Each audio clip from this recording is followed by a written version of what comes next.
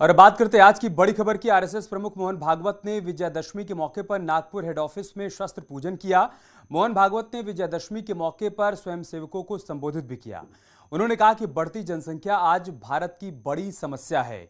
सीमावर्ती राज्यों में घुसपैठ के चलते जनसंख्या का असंतुलन बढ़ रहा है। आने वाले समय में बढ़ती जनसंख्या के साथ जनसंख्या का असंतुलन बड़ी समस्या बन सकता है। देश में अब आने वाले 50 साल के हिसाब से नीति बनाने की जरूरत है। नीति देश के सभी नागरिकों पर समान रूप से लागू होनी चाहिए। भागवत ने अपने संबोधन में एनआरसी और कश्मीर जैसे संवेदनशील मुद्दों का भी जिक्र किया।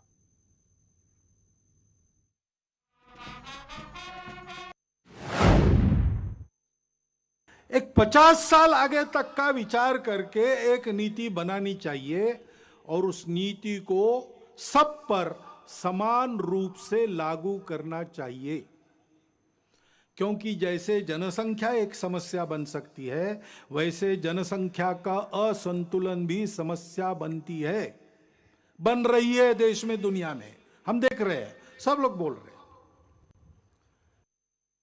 भारत एक विकास के राह पर, बड़ा बनने की राह पर चल पड़ा है। ये हो ना पाए, हिंदू समाज अपने स्व को समझ ना पाए और वैसे ही कटा बटा रहे, इसलिए बहुत प्रयास चल रहे हैं। जो जो भारत का है उसकी निंदा करना, जो जो भारत की है उसकी निंदा करना, भारत के जीवन की, भारत के धर्म की, भारत की परंपरा की, इतिहास की, वर्तमान की, व्यवस्थाओं की, सबकी निंदा करना, भारतीयों के हृदय में स्वयं के बारे में ही अश्रद्धा उत्पन्न करना, ऐसे प्रयास चलते हैं। ऐसा स्थूल और सूक्ष्म एक सांस्कृतिक आक्रमण भी लगातार चल रहा है। इस भय से मोहन भागवत के संबोधन पर कांग्रेस के नेता पीएल पुनिया ने कहा है कि केंद्र में उनकी अपनी सरकार है और केंद्र सरकार कोर्ट में एफिडेविट दे चुकी है कि जनसंख्या नीति के लिए कोई विचार नहीं चल रहा है, पहले ये आपस में विचार करें। वहीं समाजवादी पार्टी के प्रवक्ता अनुराग भदौरिया ने कहा है कि सरकार उनकी है तो वो कहने के बजाय समस्याओं का समाधान करवाएं।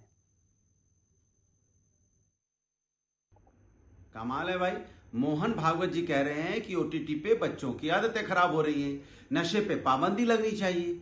अरे भैया, किससे आप ये बात कह रहे हैं? सत्ता आपकी है, सत्ताधीश आपके हैं, शासन आपका है, तो किससे याचनाएं कर रहे हैं आप? कीजिए ना, फरमाइए मत, करके दिखाइए, या ये मान लिया जाए कि आपकी भी सरकार नहीं सुनती है।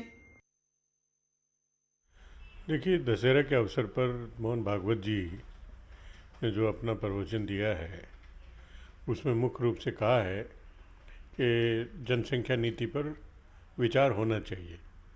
तो हम जानना चाह रहे हैं कि वो किसको वो कह रहे हैं। लेकिन केंद्र सरकार तो ऑनरेबल सुप्रीम कोर्ट में एफिडेविट फाइल कर चुकी हैं कि हमारी जनसंख्या नीति बनाने पर कोई भी विचार नहीं चल रहा है। तो ये आपस में तय करें। और इस मुद्दे पर चर्चा करने के लिए हमारे साथ खास मेहमान भी जुड़ चुके हैं। आलोक अवस्थी हमारे साथ जुड़ चुके हैं, भारतीय जनता पार्टी के प्रवक्ता हैं। अनुराग भदौरिया जी हमारे साथ जुड़ चुके हैं, आप प्रवक्ता हैं समाजवादी पार्टी के। गीता भट्ट हमारे साथ जुड़ चुकी हैं, प्रोफेसर हैं दिल्ली विश्वविद्यालय की। शोएब सिद्दीकी हमारे साथ जुड़ चुके हैं, मुस्लिम स्कॉलर हैं। शुरुआत में आपसे करूँगा आलोक अवस्थी जी। अनुराग भदौरिया जी और पीएल पुनिया जी ये कह रहे हैं कि आपकी सरकार है और मोहन भागवत जी को ये अनुनय विनय क्यों करना पड़ रहा है, जबकि पीएल पुनिया साहब तो ये कह रहे हैं कि आपकी सरकार की तरफ से एक एफिडेविट लगाया गया है, सुप्रीम कोर्ट में कहा गया है कि जनसंख्या नियंत्रण कानून को लेकर भी आप लोग कोई विचार ही नहीं कर रहे हैं।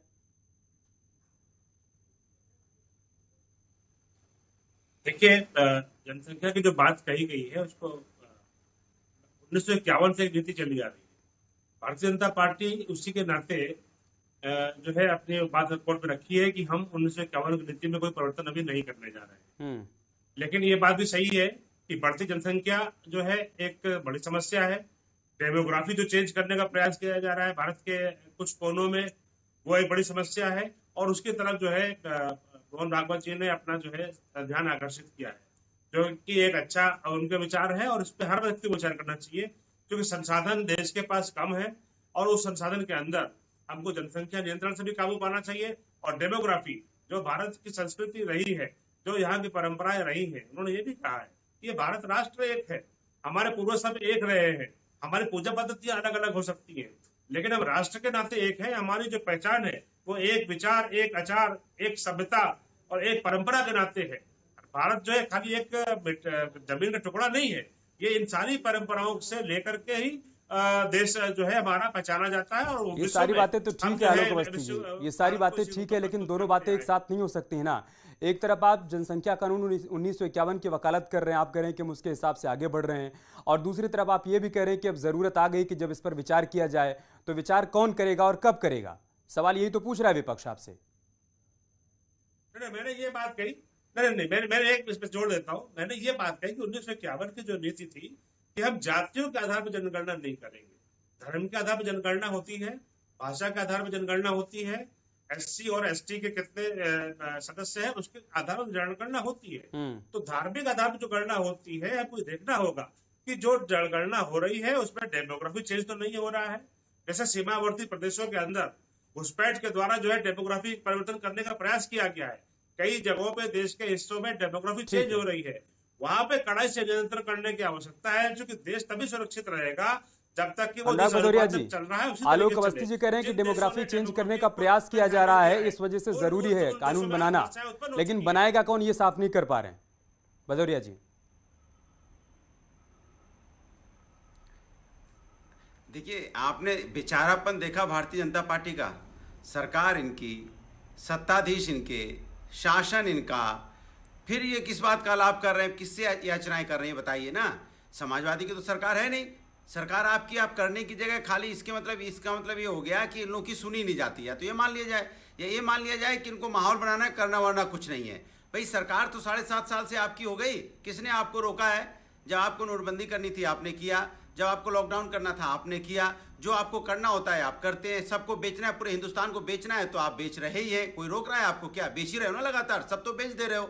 तो जो आप करना चाहते करो, फिर याचनाएं किस पे करते हो? कहते हो OTT प्लेटफॉर्म से बच्चों की बच्चे बिगड़ रहे हैं, नशे पाबंदी होनी चाहिए, जनसंख्या पे कानून, इतनी बातें मोहन भागवत जी कह रहे हैं। किससे कह रहे हैं भाई? मैं तो ये जानना चाहता हूं। समाजवादी से कह रहे हैं, कांग्रेस से किस? सरकार तो उनकी है, तो भैया करो ना, किसने आपको रोका? इसलिए मतलब भारतीय जनता पार्टी का दोहरा मापदंड देखिए, करना कुराना कुछ नहीं है। इसीलिए आज देश के अंदर में जो हालत होगी, जैसे आपका ये प्रोग्राम छा गई रे, योगी सरकार छा गई रे, बिल्कुल छा गई रे। जिस तरह से बाराबंकी में हत्या हुई है तो छाई गई है ना, अपहरण हो रहा है, हत्या हो जा रही, छा गई रे। यहाँ पे लखीमपुर में रौंद दिया गया, छा गई रे। यहाँ पे है गोरखपुर में मार दिया गया पीट के, छा गई रे।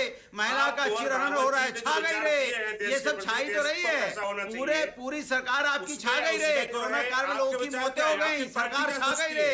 यहाँ पे बुखार से लोगों की मौतें हो रही है, सरकार छा गई रे। कमाल सरकार छा गई रे।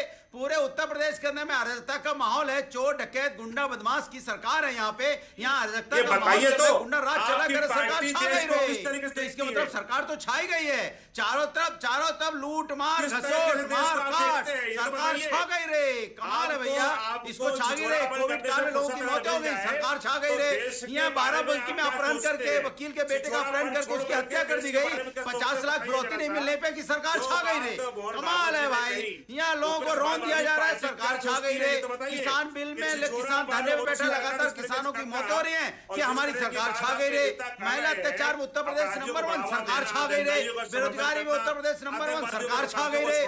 कुपोषण में उत्तर प्रदेश नंबर 1, सरकार छा गई रे। कमाल है सरकार, ये सरकार है, ये उत्तर प्रदेश के अंदर में ये जादूगरी की सरकार छा गई रे, बिल्कुल छा गई है। ये सरकार जब से आई है, भदौरिया जी, आलोक जी, शोएब सिद्दीकी को लाते हैं डिबेट में, शोएब सिद्दीकी को लाते हैं डिबेट में। शोएब सिद्दीकी, मोहन भागवत का यह कहना है कि जनसंख्या का असंतुलन एक बहुत बड़ी चिंता का विषय है, 50 साल, अगले 50 साल को ध्यान में रखते हुए एक नीति बनाने की जरूरत है। सहमत हैं आप लोग इस बात से? जी देखिए, ऐसा है सर, सबसे पहले मैं सभी को दशहरे की मुबारकबाद देता हूं। और जहां तक के भागवत जी ने जो बात कही है जनसंख्या पर, तो मैं समझता हूं कि हर जात के और समुदाय के लोगों को इसका पालन करना चाहिए। और जहाँ तक जैसे एक समुदाय पर इल्ज़ाम लगता है कि उनके यहाँ जनसंख्या ज़्यादा है, तो ऐसा नहीं है। अगर अब्दुल्ला के 8 बच्चे हैं तो किशन जी के भी 8-9 बच्चे हैं। और यहाँ तक नरसिम्हा राव जो हमारे पूर्व प्रधानमंत्री थे, उनके यहाँ बच्चे आप देख लें, या लालू प्रसाद जी के आप बच्चे देख लें।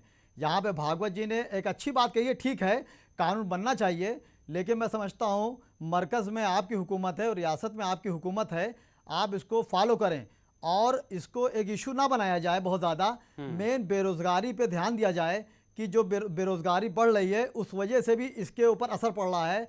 अच्छी पढ़ाई की जाए। आप देखें छोटे तबकों में बच्चे को ज़्यादा पैदा होते हैं, चाहे वो किसी भी समुदाय के वहाँ देख लें, क्योंकि उनका पढ़ाई की एजुकेशन बहुत कम रहता है। नहीं, ये बात तो खुद उनका भी कह ज़हन रहे पढ़ाई हैं, ये ज़्यादा बात जब तो खुद भी आदमी कह रहे हैं कि पढ़ेगा, सभी एजुकेशन- धर्मों के लिए, सभी जी।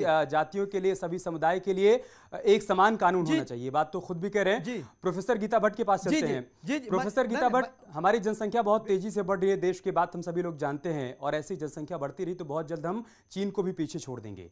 लेकिन जैसे देश में जनसंख्या कानून की बात होती है, उस पर सियासत होने लगती है, एक ठोस कानून को लेकर आगे बढ़ने के बजाय उस पर बयानबाजी का दौर शुरू हो जाता है। कैसे बन पाएगा कोई कानून और कैसे नियंत्रित हो पाएगी जनसंख्या?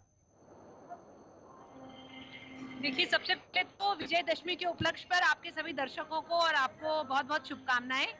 और आज माननीय सरसंघ चालक जी ने जो जितने भी इस समय हमारे समाज में देश के समक्ष जो ज्वलंत विषय हैं उन पर आज विजयदशमी के उपलक्ष्य पर बात करी, और जिसमें से जनसंख्या को लेकर जो एक विषय जो है ये गंभीर विषय है, क्योंकि हम सभी जानते हैं कि हमारे जितने संसाधन हैं, चाहे वो प्राकृतिक संसाधन हो, चाहे आर्थिक संसाधन है देश के पास, वो सभी सीमित हैं।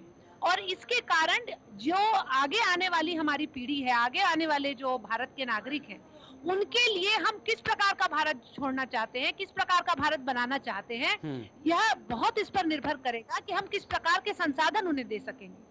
तो इस कारण से यह आवश्यक है कि इस पर कोई ना कोई देश में सरकार को कुछ ना कुछ इस पे कोई नीति कानून आगे लाने की आवश्यकता पड़ेगी। पर आपने ध्यान दिया होगा, ये भी बात कही कि जहां जो कानून आएगा, कानून बनेगा, उससे नियंत्रण होगा, लेकिन उससे पहले अपना मन बनाने की बात है। तो कहीं ना कहीं आज समाज में इस विषय पर बातचीत, जैसे आपके चैनल ने आज यह विषय इस प्रोग्राम में रखा है, एक इस पे चिंतन करने की समाज को भी आवश्यकता है कि आखिर हम कैसा भारत अपने आगे वाली पीढ़ियों के लिए छोड़ना चाहते हैं, और उसके लिए हमें क्या प्रयास करने चाहिए। जो बात गीता भट्ट जी कह रहे हैं सही बात है कि संसाधनों की भी अपनी एक सीमा है, लेकिन क्या विचार करेंगे क्या आगे इस पर? क्या कोई नीति सरकार की तरफ से लेकर इसके लिए बनाई जाएगी क्या? उसके बाद में भदौरिया जी से पूछूंगा कि समर्थन करेंगे या नहीं इसका।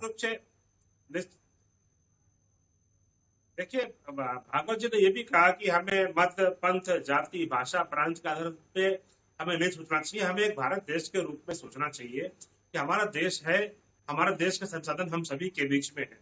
हमारे जो भी मित्र हैं, ये मुस्लिम स्कॉलर, उन्होंने कहा कि बेरोजगारी बढ़ रही है, शिक्षा पर भी ध्यान देना चाहिए। जरूर शिक्षा के क्षेत्र में आमूलचूल परिवर्तन किया गया है, लेकिन बेरोजगारी अगर बढ़ रही है उसके कारण भी एक बढ़ती जनसंख्या है, क्योंकि हम सारे जितनी जनसंख्या बढ़ाते जाएंगे, कारणों का समाधान आपको ही तो करना है ना आलोक जी। अनुराग भदौरिया जी, आखिरी के 30 सेकंड है, क्या अगर सरकार ऐसी कोई नीति लेकर आती है, कोई कानून बनाती है, तो बतौर विपक्ष आप लोग सपोर्ट करेंगे क्या? जल्दी से तुरंत खत्म करें। भारतीय जनता पार्टी के हिसाब से भी मुझे लगता है भदौरिया जी, लेकिन इसमें चर्चा करना कहाँ है भाई, किसने रोका है? को लाना वाना थोड़ी है। छेड़ी गई है। जब यहाँ पे कोविड काल चल रहा था, तब आपने देखा होगा कि यहाँ शराब की दुकानें खुलवाई जा रही थी। तो ये सरकार अपनी ही ऊपर अपनी उंगली उठाती है भाई। जब आपको लग रहा है इस पर सियासत करने के बजाय गंभीरता से विचार करना चाहिए सभी दलों को। बहुत बहुत शुक्रिया आप सभी का हमारे साथ जुड़ने के लिए और इस बड़ी खबर का हिस्सा बनने के लिए। खबरें जारी हैं, आप बने रहिए न्यूज़ 18 के साथ। नमस्कार।